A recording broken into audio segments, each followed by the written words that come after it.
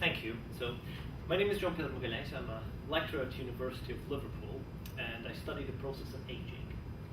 And the reason why I study aging goes back to when I was a child. It goes back to a dark reminder, which is that we're all going to die. And that is inevitable. If we're lucky, we will grow old and then die. If we're unlucky, we will die before that. We'll be hit by a buzz or something. Now, most people make their peace with death.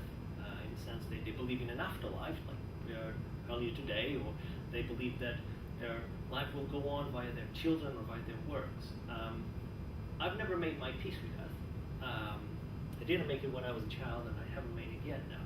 So what I wanted to do was, what I decided to do was, I will sort out aging. I will find a way that we can cure aging the same way we can cure infectious diseases, which is one of the main reasons why we live so long now.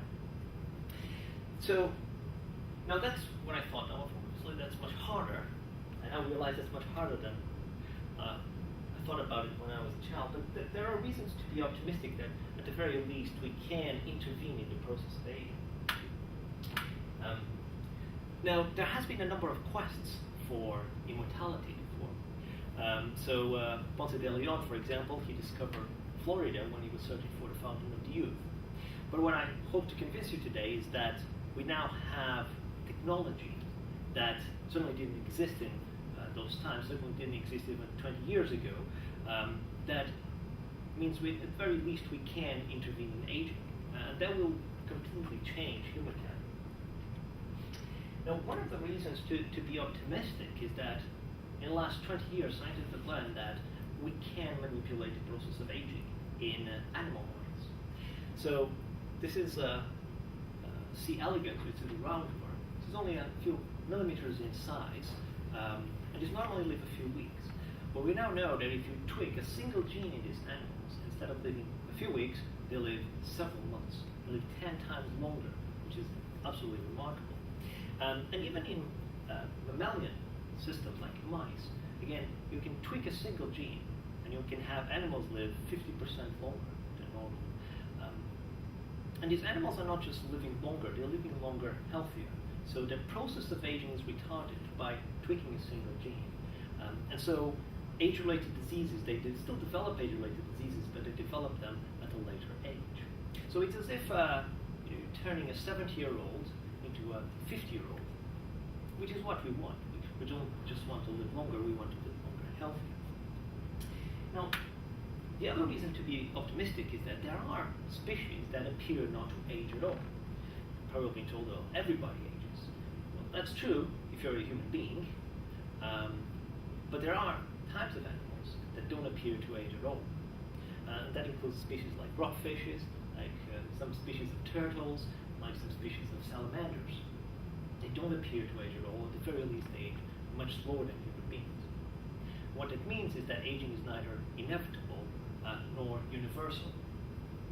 And so, the same way that the Wright brothers took inspiration from birds, I think we can take inspiration from animals that don't appear to age. Say, well, if evolution can do that, maybe so can we. And at the technological level, we now have incredible capacity to understand biology, to unravel the complexity of biology. For example, in particular, the level of genetics. So, in terms of sequencing, there's been a huge progress in the past 10, 15 years. And the cost of sequencing DNA has dropped so much that you can have your genome sequenced for less than £1,000. So if you have your genome sequenced, this will give you information, for example, about how risk factors you have for developing age-related diseases or developing other types of diseases. Of course, the environment is important as well, but you can find out whether you have a higher or lower risk for diseases like Alzheimer's, diabetes, etc. So one of the things we at other labs have been doing is we've been employing these genome sequencing technologies to sequence the genome of this very long-lived or disease-resistant organisms. So one of them is the naked mole rat. And we're interested in these animals, not just because they're beautiful, but firstly because they live over 30 years, which is remarkable for a small rodent. but also because they appear to be externally resistant to cancer. And the other animal we're interested in is the bowhaired whale, and this is the second largest animal on Earth after the blue whale. They've been estimated to live over 200 years, and that's of course in the wild, without doctors or hospitals. So they must have mechanisms to protect them against age-related diseases.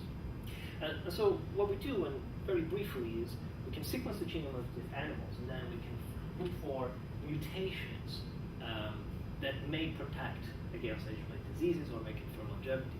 And thanks to great progress, not just in at the technological level from DNA sequencing to computational capacity, we can create models of proteins and of mutations that are specific to these long-lived animals and try to infer whether it is, for example, protect against cancer, confer longevity, or protect against other age-related diseases.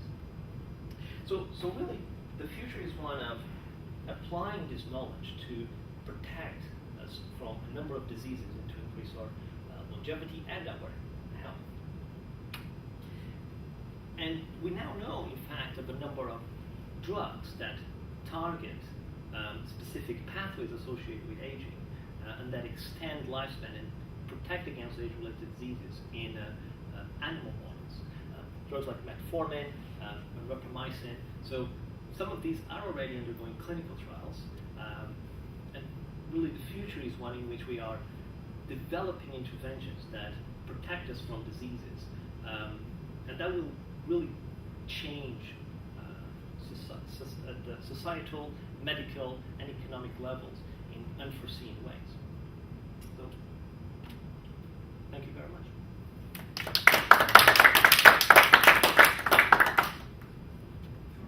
I hope that was 5 minutes.